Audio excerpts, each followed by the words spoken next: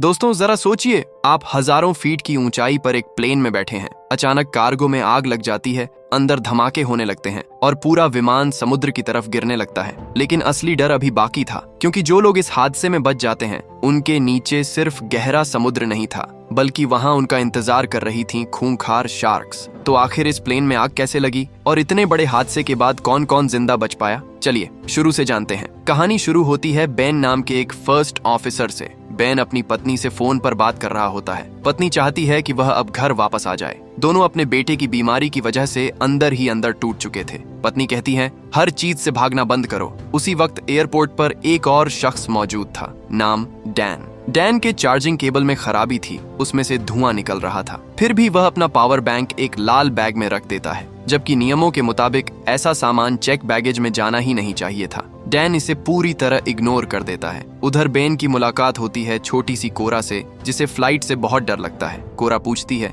क्या आप कैप्टन हैं? बेन हंसकर कहता है, नहीं, मैं फर्स्ट ऑफिसर हूँ। कोरा फौरन ताना मारती है, इतनी उम्र हो गई और अभी तक कैप्टन नहीं बने? बेन बस मुस्कुरा देता है, जिंदगी हमेशा सीधा रास्ता नहीं देती। कोरा अपने पापा, स्टेप मॉम और सौतेले भाई फिन के साथ सफर कर रही थी। उसकी असली माँ ने उसकी सेफ्टी के लिए कपड़ों में एक जीपीएस ट्रैकर छिपा रखा था, जिसकी लोकेशन कोरा अपने फोन में देख सकती थी। ये छोटी सी डिटेल याद रखिएगा, आगे बहुत काम आने वाली है। और इसी बीच डैन का वही लाल बैग बिना सही जांच के कार्गो में लोड कर दिया जाता है। एक छोटी सी लापरवाही जो आगे चलकर सैकड़ों जिंदगियां बदलने वाली थी। यह फ्लाइट लॉस एंजलिस से शंघाई जा रही थी। प्लेन में कुछ ई स्पोर्ट्स प्लेयर्स भी थे। एक अमेरिकी खिलाड़ी चीनी प्लेयर्स का मजाक उड़ाता है, उसका कैप्टन भी साथ देता है, लेकिन कोच बीच में आकर माफी मांग लेता है और मामला शांत हो जाता है। फ्लाइट के कैप्टन का नाम था रिचर्ड। प्लेन आखिरकार उड़ान भरता है। यहीं हमें बेन के अतीत का राज पता चलता है। वह पहले एयरफोर्स में था। एक बार उसने अपने सीनियर ऑफिसर पर हाथ उठा दिया था, क्योंकि वह नियमों का सही पालन नहीं कर रहा था। इस एक गलती की कीमत बहुत भारी पड़ी। नौकरी गई, पेंशन गई, सब कुछ गया। अब वह एक छोटी एयरलाइन में सिर्फ फर्स्ट ऑफिसर बनकर रह गया था। दूसरी तरफ ई स्पोर्ट्स प्लेयर लिली अपने कैप्टन सैम से पूछती है, वह उसका लेटर पढ़ने से इतना क्यों डर रहा है? सैम कहता है, डर नहीं रहा, बस चीन पहुंचकर पढ़ूंगा, और वॉशरूम की तरफ चला जाता है। असली सच, उसने लिली के लेटर्स अपने फोन कवर में छिपा रखे थे। उधर कोरा का पापा उसे समझाता है, कम से कम फिन के साथ अच्छा व्यवहार करो। कोरा सुनती नहीं। उसे अपनी स्टेप मॉम बिल्कुल पसंद नहीं थी। थोड़ी देर बाद पापा वॉशरूम जाता है, पीछे पीछे स्टेप मॉम भी चली जाती है। और ठीक उसी वक्त कार्गो में रखा डैन का खराब केबल चिंगारियां छोड़ने लगता है। अगले ही पल कार्गो में आग लग जाती है। फिन को अपने माता पिता कहीं नहीं दिखते। वह कोरा से पूछता है, वे कहाँ हैं? कोरा मजाक में कहती है, वॉशरूम के पास एक पूल है, वहीं गए हैं। मासूम फिन सच मानकर निकल पड़ता है, लेकिन रास्ता भटक कर प्लेन के दूसरे हिस्से में पहुंच जाता है, जहां एक आदमी वीडियो गेम खेल रहा था। फिन उसके साथ बैठकर गेम खेलने लगता है। कॉकपिट में अचानक वार्निंग बज उठती है। कार्गो में स्मोक और फायर डिटेक्ट हो चुकी थी। बेन तुरंत फायर सप्रेशन सिस्टम एक्टिव करता है, लेकिन सिस्टम काम नहीं करता। हालात तेजी से बिगड़ने लगते हैं। बेन नजदीकी एयरपोर्ट की जानकारी मांगता है। जवाब मिलता है गुआम इंटरनेशनल एयरपोर्ट, लेकिन वह भी करीब 400 नॉटिकल माइल्स दूर था। यानी खतरा सामने था और मदद बहुत दूर। इसी दौरान कोरा अपने पापा को कॉल करने वॉशरूम की तरफ जाती है। उधर 2 क्रू मेंबर्स फायर एक्सटिंग्विशर लेकर कार्गो पहुंचते हैं, लेकिन आग बेकाबू होती जा रही थी। तभी एक जलता हुआ कंटेनर अपने बंधनों से छूटकर तेजी से सरकता है और कुछ सिलेंडर्स से टकरा जाता है। अगले ही पल प्लेन के अंदर भयानक तबाही मच जाती है। सिलेंडर्स फटते ही ढांचे में एक बड़ा छेद हो जाता है। सामान हवा में उड़ने लगता है। कई यात्री घायल हो जाते हैं। हर तरफ चीख पुकार। इसी अफरा तफरी में लिली कोरा को पकड़कर सुरक्षित रखने की कोशिश करती है। सबके सामने ऑक्सीजन मास्क गिर जाते हैं, लेकिन कोरा के पापा और स्टेप मॉम अब भी वॉशरूम में बेहोश पड़े थे। किसी तरह कैप्टन रिचर्ड प्लेन को एक सुरक्षित ऊंचाई पर ले आता है और अनाउंसमेंट करता है कि मास्क हटाए जा सकते हैं। लेकिन यह राहत ज्यादा देर टिकने वाली नहीं थी। कार्गो की आग अभी भी जिंदा थी और कुछ ही पलों में यह पूरे प्लेन के लिए एक ऐसा खतरा बनने वाली थी जिससे बचना शायद नामुमकिन था। कार्गो की आग खत्म नहीं हुई थी, उल्टा हालात और खतरनाक हो चुके थे। डैन अपनी सीट से उठकर वॉशरूम चला जाता है। उधर सैम लिली के पास जाना चाहता है, लेकिन एक फ्लाइट अटेंडेंट उसे रोक देती है। इस हालत में सीट छोड़ना और भी खतरनाक था, लेकिन तभी आग तेजी से फैलती है। जलता हुआ कंटेनर इंजन से टकरा जाता है और अगले ही पल इंजन बुरी तरह फट जाता है। प्लेन में एक और बड़ा छेद हो जाता है। कुछ यात्री सीधे बाहर गिरने लगते हैं, लेकिन सबसे बड़ी मुसीबत अभी बाकी थी। फ्लाइट कंट्रोल्स अचानक जवाब देना बंद कर देते हैं। प्लेन उस वक्त खुले समुद्र के ऊपर था। कुछ ही देर में दूसरा इंजन भी आग पकड़ लेता है। पावर खत्म, रेडियो बंद। यानी हजारों फीट ऊंचाई पर उड़ रहा यह विशाल विमान अब धीरे धीरे पूरी तरह कंट्रोल से बाहर हो रहा था। हालात हाथ से निकलते देख बेन तुरंत रैम एयर टरबाइन डिप्लॉय करता है और शुक्र है इससे जरूरी इंस्ट्रूमेंट्स दोबारा काम करने लगते हैं। उम्मीद की एक हल्की सी किरण दिखती है। कोरा अपने मम्मी पापा की तरफ भागना चाहती है, लेकिन एक फ्लाइट अटेंडेंट उसे रोक लेती है। अब कैप्टन रिचर्ड एक बड़ा फैसला लेता है। इस प्लेन को समुद्र में उतारना ही होगा। वह बेन से फ्यूल बाहर निकालने के लिए कहता है। पूरे प्लेन में अनाउंसमेंट होती है, इम्पैक्ट के लिए तैयार हो जाइए। ये सुनते ही पूरे प्लेन में दहशत फैल जाती है। लोग सीटों पर झुक जाते हैं, हर तरफ बस चीखें। कॉकपिट में भी हालात आसान नहीं थे। बेन सलाह देता है कि प्लेन को मोड़कर लहरों के समानांतर उतारा जाए। दोनों स्पीड कम करने की कोशिश करते हैं। रिचर्ड बेन से कहता है, सीट पूरी पीछे कर लो, हार्नेस कसकर बांध लो। अब समय बहुत कम था। प्लेन तेजी से समुद्र की तरफ नीचे आ रहा था और अगले ही पल धड़ाम, प्लेन जोरदार टक्कर के साथ समुद्र से टकराता है। पानी पर फिसलते हुए नीचे मौजूद चट्टानों से टकरा जाता है। टक्कर इतनी भयानक थी कि एक पंख टूटकर अलग हो जाता है। फिर पूरा प्लेन पलट जाता है और कुछ ही पलों में दो बड़े हिस्सों में टूट जाता है। हर तरफ पानी भरने लगता है। कई लोग उसी टक्कर में जान गंवा देते हैं। समुद्र में टूटे हुए हिस्से और लाशें तैरने लगती हैं। जो बच गए थे वे मदद के लिए चिल्ला रहे थे। कॉकपिट में कैप्टन रिचर्ड बेहोश पड़ा था। पानी का दबाव लगातार शीशे पर बढ़ रहा था। दूसरी तरफ फ्लाइट अटेंडेंट पेनी पूरे वक्त कोरा को पकड़े हुए थी। कोरा बाहर देखती है। प्लेन के 3 बड़े हिस्से अब एक दूसरे से काफी दूर जा चुके थे। पेनी कोरा को रुकने के लिए कहकर कॉकपिट की तरफ जाती है, जहां बेन रिचर्ड को सीट से छुड़ाने की कोशिश कर रहा था। तभी रिचर्ड को होश आता है। वह कहता है, क्रैश एक्स से सीट काटकर मुझे निकालो। उधर मिड सेक्शन में सैम को एहसास होता है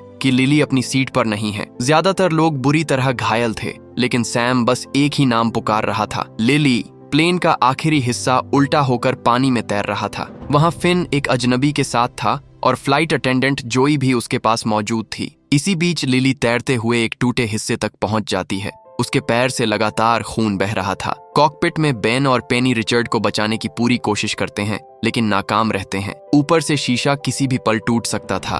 बेन समझ जाता है अगर उसने रिचर्ड का पैर काटा तो ज्यादा खून बहने से उसकी जान जा सकती है। तब रिचर्ड कहता है, दरवाजा बंद करके निकल जाओ ताकि पानी सिर्फ कॉकपिट तक सीमित रहे। फिर वह बेन से कहता है, अब यह प्लेन तुम्हारा है, और उसे घर जाकर अपने बेटे के साथ रहने के लिए कहता है। बेन भारी मन से निकलता है, लेकिन रिचर्ड आखिरी वक्त में उसे एक जरूरी बात याद दिलाता है, ELT चेक करना, इमरजेंसी लोकेटर ट्रांसमीटर, जो उनकी लोकेशन बाहर भेज सकता था। बेन बाहर निकलकर नजारा देखता है और सन्न रह जाता है। आखिरी हिस्से में ज्यादातर लोग मर चुके थे। इसी दौरान वॉशरूम में फिन की मां को होश आता है। वह कोरा के पापा को भी जगाती है, लेकिन जैसे ही दरवाजा खोलते हैं पानी तेज रफ्तार से अंदर घुस जाता है। उधर अकेला बैठा रिचर्ड अपने परिवार की तस्वीर देख रहा था। तभी कॉकपिट का शीशा टूट जाता है और समुद्र उसे अपने साथ बहा ले जाता है। लेकिन कहानी यहीं खत्म नहीं होने वाली थी, क्योंकि जो लोग इस भयानक क्रैश से बच गए थे अब उन्हें एक और भी खतरनाक दुश्मन का सामना करना था, शार्क्स। अगले कुछ मिनटों में उन्हें समझ आने वाला था कि प्लेन क्रैश तो बस शुरुआत थी। असली मौत अब समुद्र के नीचे घूम रही थी। क्रैश के बाद बचे लोगों को लग रहा था कि शायद सबसे बुरा वक्त गुजर चुका है, लेकिन उन्हें अंदाजा नहीं था असली मुसीबत अभी शुरू ही हुई थी। प्लेन का आखिरी हिस्सा उल्टा होकर पानी में फंसा था। एक बुजुर्ग महिला भी अब तक जिंदा थी। उसे होश आता है, सबको समझ आ जाता है पानी लगातार ऊपर चढ़ रहा है। जल्दी ऊंची जगह न पहुंचे तो पूरा हिस्सा डूब सकता था। दूसरी तरफ बेन को रिचर्ड की बात याद आती है, ELT। लेकिन दिक्कत यह थी कि यह डिवाइस प्लेन के बीच वाले हिस्से में था और वहां पहुंचने के लिए समुद्र में तैरना पड़ता। बेन खुद वहां जाने का फैसला करता है। वह लाइफ राफ्ट पेनी और कोरा के पास छोड़ जाता है। तभी पेनी बताती है कि कोरा पहले प्रोफेशनल स्विमर रह चुकी है। कोरा भी साथ चलने की जिद करती है। वह अपने परिवार को ढूंढना चाहती थी। पेनी उसे रोक देती है और खुद पानी में उतर जाती है। लेकिन जैसे ही पेनी आगे बढ़ती है, कोरा की नजर समुद्र में घूम रही कुछ शार्क्स पर पड़ती है। वह जोर जोर से चिल्लाकर चेतावनी देती है, लेकिन पेनी सिर्फ आवाज सुनती है, शब्द नहीं समझ पाती। बेन राफ्ट उतार कर कोरा के साथ पेनी की तरफ बढ़ता है। उधर मिड सेक्शन में फंसे लोग सिर्फ एक एयर पॉकेट की वजह से जिंदा थे। दरवाजा खोलते ही पूरा हिस्सा पानी से भर जाता, यानी बाहर निकलना भी मौत, अंदर रुकना भी मौत। इधर शार्क अब पेनी के बेहद करीब पहुंच चुकी थी। उसे दूर से कोरा की आवाज सुनाई देती है, लेकिन समझ नहीं आता वह क्या कहना चाह रही है। और अगले ही पल शार्क हमला कर देती है। बेन पूरी ताकत से पेनी को खींचने की कोशिश करता है, लेकिन नाकाम रहता है। अब शार्क राफ्ट पर भी हमला करने लगती है। बेन चप्पू से उसे पीछे धकेलता है, किसी तरह भगा देता है, लेकिन पेनी को बचाया नहीं जा सका। उधर मिड सेक्शन में सब एक कोने में इकट्ठा हो जाते हैं, लेकिन इतने वजन से प्लेन का हिस्सा थोड़ा खिसक जाता है। एक महिला फिसलकर पानी में गिर जाती है। लगता है अब वह भी गई, लेकिन वह खुद को किसी तरह वापस खींच लेती है। उल्टे पड़े हिस्से में जोई मैट के घायल हाथ पर पट्टी बांध रही थी। बाकी लोग डरे हुए फिन को शांत करने में लगे थे, लेकिन यहाँ ज्यादा देर बैठना भी सुरक्षित नहीं था। मिड सेक्शन में सैम कहता है, कुछ लोगों को वापस पानी में जाना होगा, क्योंकि प्लेन का हिस्सा एक कोरल रीफ पर अटका था और वजन कम न किया तो यह कभी भी खिसक सकता था। अमेरिकी खिलाड़ी हच साफ मना कर देता है। दोनों में बहस छिड़ जाती है, यहाँ तक कि हच का कोच भी मानता है कि सैम सही है। जेसी पानी में जाने को तैयार हो जाता है, लेकिन हच अपनी जिद पर अड़ा रहता है। इसी दौरान लिली जिस टुकड़े पर थी वह धीरे धीरे दूर बहने लगता है। पैर से खून बह रहा था, फिर भी पानी में कूदने के अलावा कोई रास्ता नहीं था। वह हिम्मत करके छलांग लगाती है और तैरते हुए मिड सेक्शन तक पहुंच जाती है। सैम राहत की सांस लेता है। दोनों आखिरकार मिल जाते हैं, लेकिन खुशी ज्यादा देर नहीं टिकती। अचानक एक शार्क उनके कोच पर हमला कर देती है। जेसी उसे बचाने की कोशिश करता है, लेकिन खुद भी शिकार बन जाता है। हच का गुस्सा फूट पड़ता है। वह सारी गलती सैम पर डालता है और उसकी पिटाई शुरू कर देता है। सही वक्त पर बेन वहां पहुंचकर उसे सैम से अलग करता है। दूसरी तरफ उल्टे पड़े हिस्से में हालात और बिगड़ते जा रहे थे।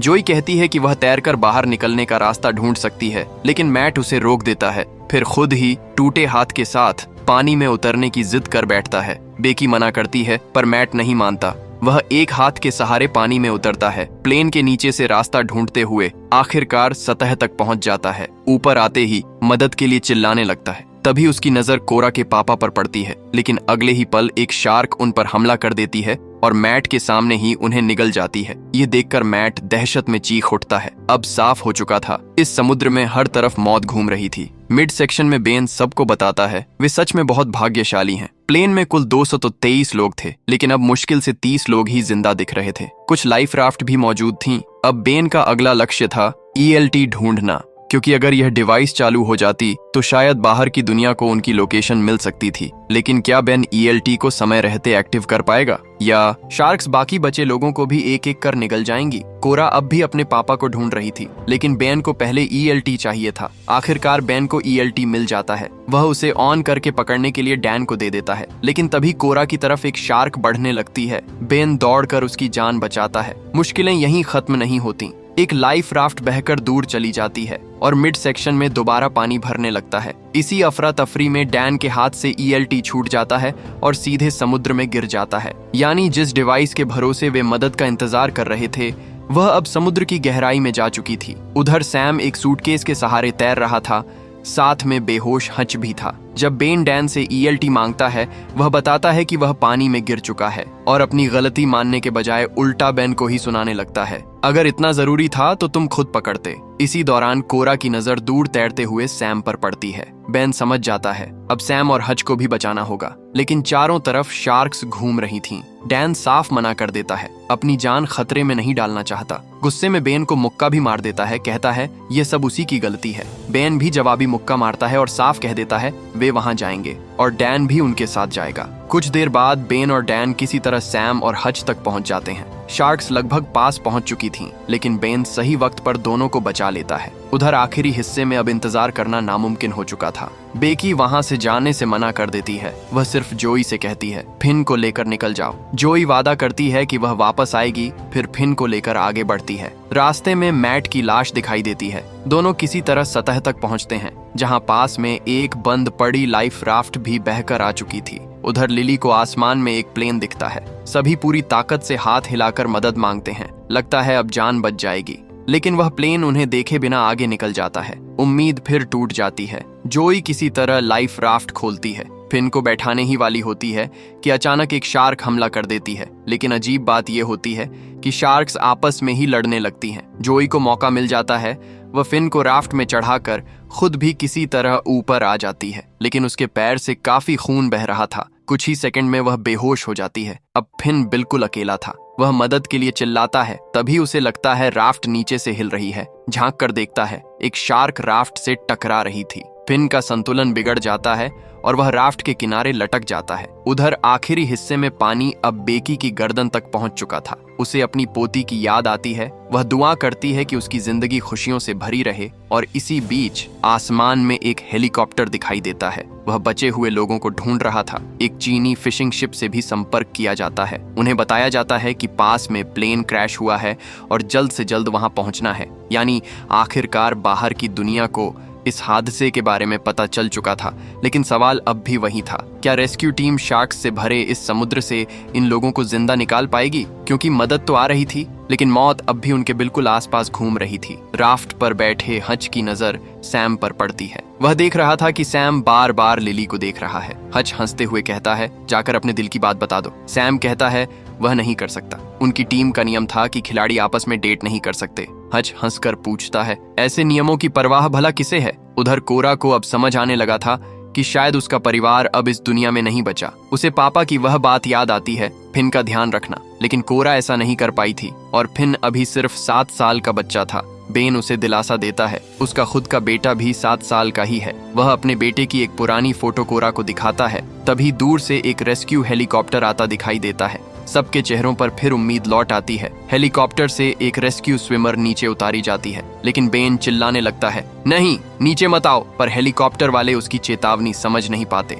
और जैसे ही रेस्क्यू स्विमर पानी में उतरती है, उसी पल एक शार्क उस पर हमला कर देती है। उसे तुरंत ऊपर खींचने की कोशिश होती है, लेकिन शार्क उछलकर उसे अपने जबड़ों में दबोच लेती है। रस्सी अब भी उससे जुड़ी हुई थी, जिससे हेलीकॉप्टर का संतुलन बिगड़ जाता है और कुछ ही सेकंड में पूरा हेलीकॉप्टर घूमते हुए समुद्र में जा गिरता है। टक्कर से उनकी राफ्ट भी पलट जाती है। सब किसी तरह खुद को संभालकर वापस ऊपर आते हैं, लेकिन ऊपर खींचे जाते वक्त डैन एक फ्लाइट अटेंडेंट को धक्का दे देता है। वह सीधे पानी में गिरती है और अगले ही पल शार्क्स उसे घेर लेती हैं। अब ऐसा लग रहा था जैसे जो भी मदद के लिए आता है वही इस समुद्र का शिकार बन जाता है। लेकिन तभी एक चीनी फिशिंग शिप वहां पहुंच जाती है। उम्मीद का एक और मौका। हालांकि जहाज बिल्कुल पास नहीं आ सकता था, क्योंकि बीच में कोरल रीफ थी और पानी बहुत उथला था। यानी अब लोगों को खुद ही उस जहाज तक पहुंचना था। और मुश्किल यह कि उनकी राफ्ट में पैडल तक नहीं थे। इसी बीच बेन को एहसास होता है कि कोरा राफ्ट पर नहीं है। तभी उसे कोरा दूर प्लेन के एक टूटे हिस्से पर अकेली खड़ी दिखाई देती है। बेन बिना देर किए उसकी तरफ तैरने लगता है। उसके पीछे एक शार्क भी आ रही थी। किसी तरह बेन कोरा तक पहुंच जाता है। कोरा साथ चलने से मना कर देती है। वह अपने डैडी के पास ही रहना चाहती थी। बेन समझाता है कि उन्हें बस थोड़ा रास्ता बदलना है। फिर कोरा को अपने शरीर से बांधकर दोनों समुद्र में आगे बढ़ने लगते हैं। चारों तरफ शार्क्स घूम रही थीं। उधर चीनी मछुआरे ये सब देख रहे थे। तभी वे एक बड़ा फैसला लेते हैं। अपनी पकड़ी हुई सारी मछलियां समुद्र में फेंक देते हैं। ज्यादातर शार्क्स का ध्यान उधर चला जाता है, लेकिन कुछ अब भी बेन कोरा का पीछा कर रही थीं। अब बेन के पास बहुत कम वक्त था। वह फ्लेयर गन निकालकर एक शार्क पर फायर कर देता है। बाकी शार्क्स भी दिशा बदलकर मछलियों की तरफ चली जाती हैं। उधर डैन को पानी में तैरता एक सिगरेट का पैकेट मिल जाता है। वह उसे उठाकर राफ्ट के किनारे बैठकर आराम से सिगरेट पीने लगता है, लेकिन ये खुशी ज्यादा देर नहीं टिकती। अगले ही पल एक शार्क उस पर हमला कर उसे समुद्र में खींच ले जाती है। उसकी मौत पर किसी को खास फर्क नहीं पड़ता। आखिरकार बाकी बचे लोगों को सुरक्षित बचा लिया जाता है। इतने लंबे समय बाद पहली बार सबको राहत की सांस लेने का मौका मिलता है। उधर सैम लिली से कहता है उसने उसका लेटर कभी नहीं पढ़ा और अब शायद वह समुद्र की गहराइयों में कहीं खो चुका होगा। लिली मुस्कुराकर कहती है उसे पता है, सैम ने वह लेटर पढ़ लिया था, बस टीम के नियमों की वजह से अपनी भावनाएं छुपा रहा था। सैम धीरे से उसके माथे पर किस कर देता है, लेकिन कहानी का सबसे भावुक पल अभी बाकी था। थोड़ी देर बाद बेन कोरा के पास आता है। तभी अचानक सबके फोन में नेटवर्क आ जाता है। जाता है। कोरा तुरंत बेन का फोन मांगकर फिन के जीपीएस ट्रैकर की लोकेशन चेक करती है। लोकेशन मिलते ही सब उस दिशा में बढ़ने लगते हैं। कुछ दूर जाकर उन्हें एक लाइफ राफ्ट दिखती है जिसमें जोई बेहोश पड़ी थी। कुछ ही देर में उसे होश आता है और वह अपने पास लेटे फिन को दिखाती है। फिन को देखते ही कोरा की आंखों में खुशी के आंसू आ जाते हैं। दोनों भाई बहन आखिरकार एक दूसरे से मिल जाते हैं। कोरा उससे माफी मांगती है और उसे कसकर गले लगा लेती है। और आखिर में हमें पता चलता है बेन का बेटा कैंसर जैसी गंभीर बीमारी से लड़ रहा था। बेन अपनी पत्नी को फोन करता है, फिर बेटे से बात करते हुए कहता है, मैं घर वापस आ रहा हूँ। और इसी भावुक पल के साथ इस खतरनाक और दिल दहला देने वाली कहानी का अंत हो जाता है। तो दोस्तों, आपको ये मूवी कैसी लगी कमेंट करके जरूर बताइए। अगर एक्सप्लेनेशन पसंद आया हो तो वीडियो को लाइक करना मत भूलिए और ऐसी ही शानदार मूवी एक्सप्लेनेशन के लिए चैनल को सब्सक्राइब जरूर करें।